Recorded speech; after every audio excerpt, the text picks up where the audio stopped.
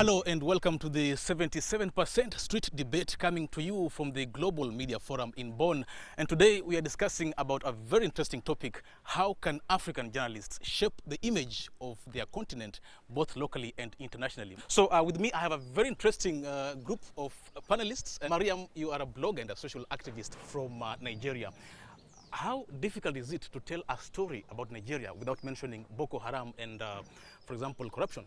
Well, it's one of the major things that people recognize Nigeria with. That is Boko Haram, corruption, and such things. Yes. But there are stories that are missing from the conversation. So, for example, in northern Nigeria, we know stories about oppression when it comes to women. But people do not realize there's a new movement of northern Nigerian women who are beginning to advocate for really important issues such as youth inclusion, and more recently a movement called Arewa Mitu. Arewa means north in Hausa language, which is spoken in northern Nigeria.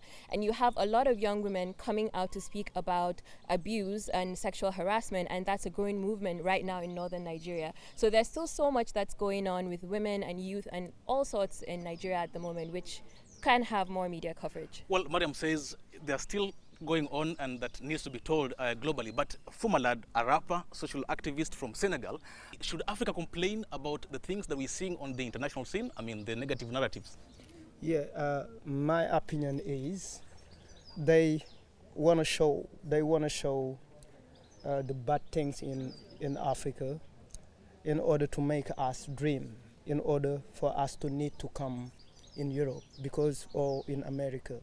We don't need it. We have another positive things in Africa, like young people involving in politics, trying to make social change. We have a lot of things, a lot of positive things to show in Africa. Yes. Just to mention, Ethiopia, for example, has been a country under very strict media environment. And after the Prime Minister Abiy Ahmed came into power last year, things have dramatically changed, and we see free press and things happening. Websites have come up, and bloggers are coming up. But just to ask Maria Sarungi from an NGO in Tanzania, you run an activism platform called Change Tanzania. How difficult is it to try and change these things in an environment that is restrictive? I am wearing two hats because I'm a journalist as well from Yes. Kwanzaa TV. But I believe that one of the things that we ought to understand is the context. I think what gets lost in the international news is not that they write about bad news or news that we may not want to have it in the public or hide, but what is the context? Boko Haram has got a much bigger context than just saying that they're terrorists for taking away young girls. There's poverty, there's all that, but there's always a story of hope in any story. So it's up to us to find that hope. If there is bad news coming out of Africa, remember, it's not manufactured. It's just a matter which angle you're taking. So when it comes to activism, I think one of the things that we need to push is internally to make sure that we have the freedom to tell our stories. Most of the time, the only reason we have negative news in the international media is because people within the country are not given the freedom to tell the story the way they want to. But if the media is free, and if you're going to give a good example of Ethiopia, if the media is free, they will tell the good and the bad story inside the country, and that gets outside as well. Let me ask Josephine, you are one of those people who are really critical on how Africa is reported, and you come from Zimbabwe, a country that... why do you think you're threatened back home? I started my television show in 2009, and the reason I started it was because of media houses like CNN. I felt like they were not narrating the African story the way I would want to see it as an African. So I started Click Africa in 2009 to narrate the African story in a positive way. She's mentioned international media. I want to come to you, Sambarashe, from Zimbabwe as well. I mean, why do you tend to think that many African readers really trust more into the international media than their own local media houses? I think there is a disease that perhaps goes back to the colonial era, that many of us Africans, we trust what has been produced by the Western government. I think also that is why Africa is where it is right now. There's a lot that is being suppressed, a lot of truth that should have, by now, the whole world would have known, and things that maybe have some corrective action had been done. But because there is this infatuation with Western media, we are stuck where we are. He's mentioning something about capacity. For example, how do you think Africans, are we doing enough to tell these positive stories that should be making headlines? So I think journalists in Africa are doing the best they can with the resources that they have.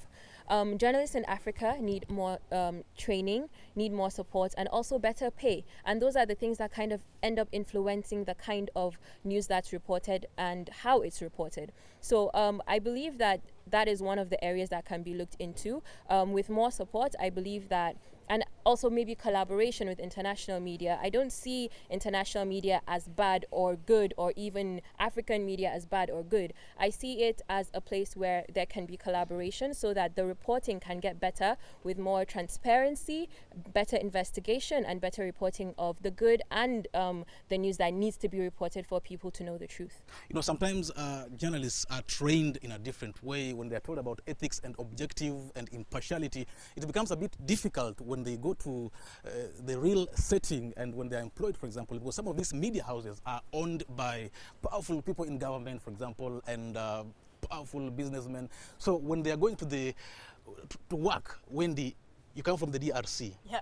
Yes. And how do you positively tell a story about Congo without mentioning the violence in the east of the country? Today, when you talk about Congo, especially DRC, you have many topics who come on the table. You have Ebola, you have ADF, you have corruption, you have many things. But I will join Mary, as she said, it's all depend of the angle and the story that you want to tell. Today, I'm not seeing the international media like opposition or something else. I think as Congolese, as African, Yes. we need to take back our power and to write our stories. Even if we don't have money, I know some people in Congo. We have a big station, Top Congo, who is the first station of radio before the MONUSCO, the UN. We have newspaper like Actualité.cd, people from the Congo, from the inside, who want to tell the story without wearing something on the eyes. We can say that we have Ebola, but in the same area, you have people who is fighting Ebola. You have people in the same area who is fighting to tell the good stories and to show the good Congo. We have activists. We have women who have been raped, but those women, they are not stopping at the fact that they have been raped. They just want to move forward. So we have many kind of things. It depends of us journalists, the angle we choose and the story we want to tell.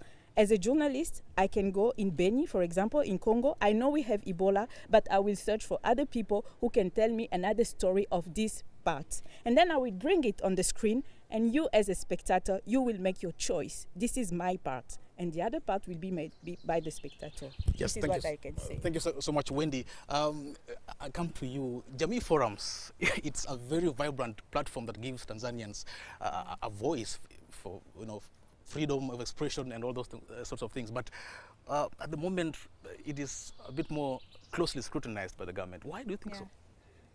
Maybe it is because the platform is citizen engagement. So most of the content there is opinions of the people, Yes. the people themselves. So the platform is there. We're not providing content, but we're receiving content from the Tanzanian speakers. What kind of content? It's Swahili content. So we have a variety of platforms. It is health, it is politics, it is family. But we discuss more the current issues, and the current issues are usually political.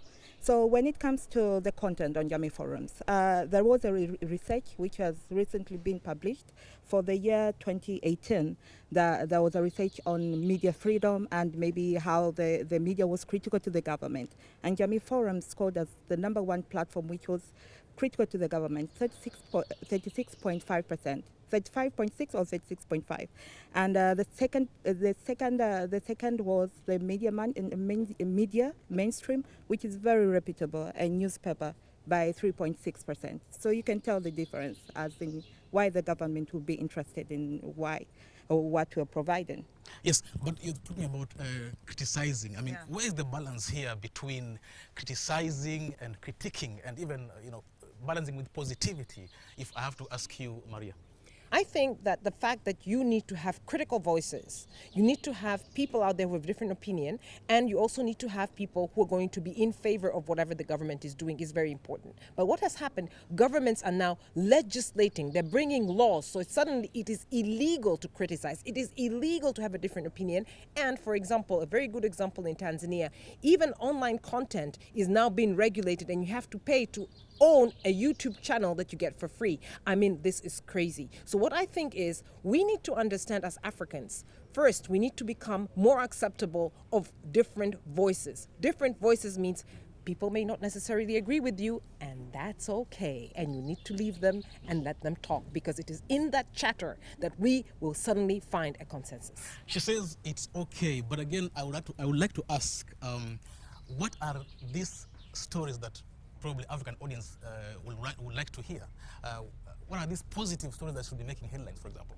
Yeah, I think we have populism also in Africa. Sometimes people want to hear people saying bad things about the government.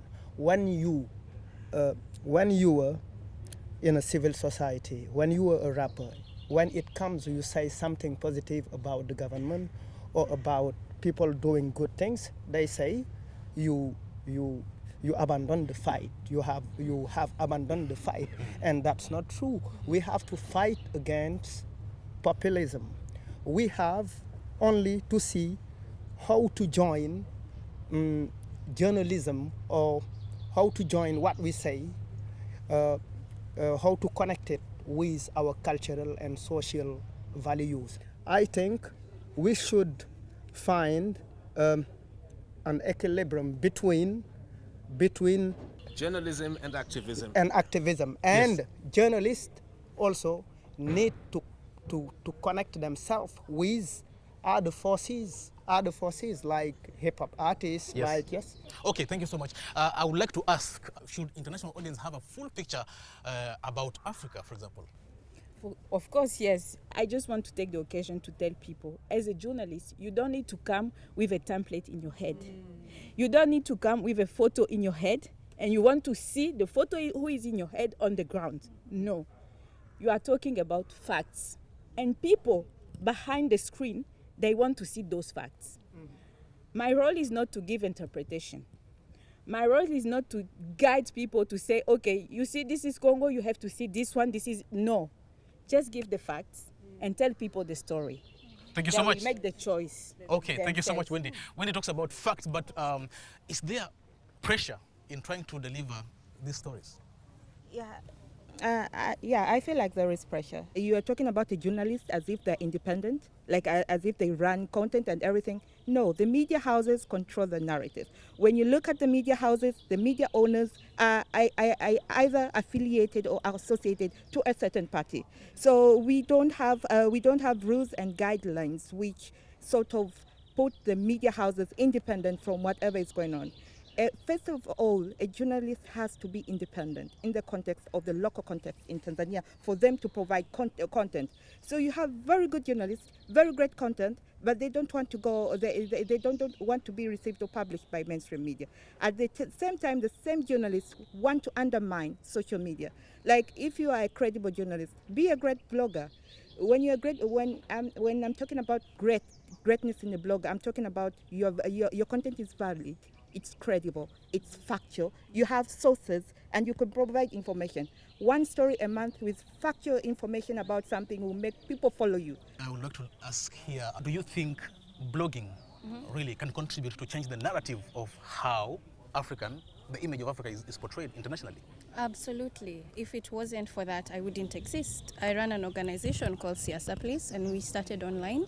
And at the moment, because we were discussing political issues as young women, that wasn't normal. And so we were able to create narratives where the issues that we found were important were being brought to mainstream media. And that's how I ended up on television platforms and also writing on regional newspapers as well. Thank you so much. We need to really understand here that we are talking about how to positively criticize if things are not going really well, and also having an environment whereby we can openly talk about them. Are we Africans first and journalists second, or are we journalists first and Africans second? The moment you are a journalist from Africa, it means you're a journalist first. So you have to stick to the journalistic traits. You have to be professional. If Mugabe is corrupt, Mugabe is corrupt. If Mugabe is not corrupt, Mugabe is not corrupt. You're nodding. Yeah, I'm nodding because of so many comments that have been made and the strong points that are coming out. I think there's a drawing line here. You can be a journalist from Africa, an African journalist. How you bring out the stories, the angle of treatment, how you look at issues, and most especially when we talk about these days the idea of investigative journalism. How many African journalists can engage into investigative journalism? The example he gave of that person who destroyed the economy in Kenya and now in Zimbabwe, it's a power force, a particular power force that stops us, most of us as African journalists, to engage into this and fight those things that we have to fight and bring them out. How many media houses secure their journalists, provide that security, that safety net for journalists to go out there and come back with stories? If I am a small African journalist earning less than $100 a month, and you want me to investigate a media conglomerate or to investigate an iron ore miner or somebody who has everything to put me down and kill me, how can I do it? These are the things we have to look at. Let media owners also be strong. Let them stand out in Africa and help their young people coming up. So many young journalists with potentials, but just empty hands to move around. So there are so many issues, but I am so much particular about the safety and security of journalists. Very important points there. I was just thinking of, Will? Yes, I wanted to make a quick point here because you said, what's the solution? One of the things that I want to say that, and just latching on to the whole thing about security and investment in media houses, we have to stop as journalists attending press conferences. That's something that I always say. Because when you go to press conferences, it's always the politician mainly and the speaking heads who get the microphone. What about the people on the streets? What has happened right now is that if you look, the reason we see Ebola, the reason we see Boko Haram, the reason we see all these things about corruption coming out is because the news from Africa is dominated by politicians. It's dominated by talking heads. So what you need to do is go out there and find the story. Go out there and find the issue, find the event. And what you need to do also is to show it to the world. The objectivity that people are talking about is important, and the objectivity includes giving voice to the voiceless. And I think that is what is our power. That's why when you said whether you're an activist or a journalist, honestly, a journalist is always an activist, always giving voice to the voiceless. Very interesting there. From my lad. Yes, our believers to the lies they preaching think they're going to relieve us, sympathize and petition. Well, listen, the hand that steals from you want to be no help when your problems need fixing. Will we ever learn, or will we slowly die inside? Brand that to the fact that Africa is still misled. They always want to see us down while they turn the continent into a deadly playground. Thank you so much for my lad. Yes, Wendy, as a journalist from the DRC, working with an international media, how then are you telling the stories, positive stories about Congo? I'm going on the ground. I'm searching for the stories, and as I told you, I can go today. You can send me in Beni. We know that in Beni and Butembo, in North Kivu, we have Ebola. I will go there. I will find people, and I will talk with them about Ebola. And when I will be done, I will search for other stories from the same area, and I will give the people the power to talk about the stories. And also, something who is missing bigly when we talk about the story, we don't give the time to people to talk about themselves. We just come and talk and talk and talk and talk. No, we need to give them the freedom to talk about themselves with their own tools. That is not our Western tools, or I mean the tools of people coming from the city, for example. When I'm going in the place like they are talking about agriculture, etc., I'm just sitting and listening to people and give them the power to talk about themselves. This is also what the journalists need to do. So, I mean, for me, I will talk about all the picture, all the stories, and as I've said previously, you as a spectator, you need to make your choice. Exactly. Do you think there's some sort of manipulation, for example, probably? You say the word. I'm not saying the word. I don't know if there is manipulation, but I will end up with this remark especially from the Congo, we also have many economic challenges. My country is a big country, is a rich country. Today, they just want to see chaos everywhere. Because if there is chaos, you will have the UN coming to save us. You will have the NGOs coming to save us, and everything is like locked.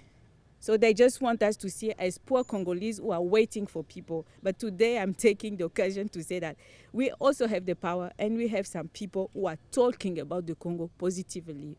This was at the time of the colonization. You can say, oh, Bruce, you are ugly, you are stupid, blah, blah, blah. No, today we have the power. I can tell the story, my sister can tell the story, my grandma can tell the story. This is the paradigm is changing, as we say in French. Thank you so much. First of all, I'd like to say that I agree with everything that's been said here, but I'd like to add something to that. Maybe the question that we should be asking ourselves is not how journalists can change the image of Africa to be a more positive one, but how Africans can change the image of their continent. And I believe that the African story will not be told just by journalists alone. It will be told by every African. It will be told by musicians, it will be told by theater artists, it will be told by filmmakers and writers as well. And so we have heard today, and we know that now there are alternative spaces where some of these stories can be told. You do not need to work with a mainstream media house for you to put your story out there. And I think journalists do not have to be the content creators themselves. Sometimes they just need to facilitate. They just need to give others a space to express themselves. And so, as my sister said here, sometimes you go to a place and you want to report about a disease, or you want to report about violence. Why don't you just let the people there speak for themselves? How do they feel about some of these things happening around them, instead of you saying, oh, here I am and I'm talking about these people and some of the problems they're going through, and you don't even know whether what you're saying is true. And I think that we now need to take advantage of the technology. We want to take advantage of the spaces that have been created in other platforms, so that the African story can be a whole story. We must report the bad things that happen, but we also have to report the good things that happen in Africa. And there are many good things that are happening. So I think that as journalists, what we have to do is to just create the space and let people tell their stories. We do not have to be the ones that have the monopoly, to tell the stories or to decide what's going to make news and what shall not make news. Well, thank you so much for interesting points. Of course, with the increasing technology and digital space, we have a lot to do as journalists, for example, as you said, as the society in total. But any more solutions? I think the greatest challenge for us African journalists is to step beyond just publishing a story. We need to deal and fix the problems as well. See what we can do, of course, with our pens, not with anything else, just our pens. Thank you. That sounds like an activist. Hey! I just want to say, I don't want us to run away from the fact that the media is a powerful tool to set the agenda for conversations in the entire society. As one of the people who were leading the Not Too Young to Run movement in Nigeria, I can assure you that the traditional media as well, outside of social media, there are so many people who still just listen to only the radio and can access only the radio. So such tools, such as the radio and the newspaper, as well as social media, all contributed. And journalists were one of the 4 people who pushed the movement. So it's really important that we understand that the media does still have the power to set the agenda for conversations. And just as everybody has said, I would like to echo that in the sense that it's our responsibility, not just in activism, but also in shaping the way people look at issues. If as Nigerians we're suffering from so much plastic everywhere, a journalist can bring up conversations about fixing the environment, about being eco-friendly, and some things that people never even knew about. So I think in terms of even promoting our own country's development, journalists do have a role in beginning to shape the way people think positively about what they can do and what is happening in Africa. She's mentioning very important things, but I mean, these topics, for example, environment and business, are they things that the audience would like to know? The bloggers sometimes indicate what people want to know. And let me tell you, for women in Africa especially, the everyday earning of bread is very important. Some of the things that I realize as a journalist is talking about very mundane things, about the rise of price in bread, and just have a conversation around that. But then set the context. Populism that you talked about, it's so easy to sort of say the traders are the ones to blame. How do you as a journalist explain that maybe there are some issues within the environment, the business environment, that's different?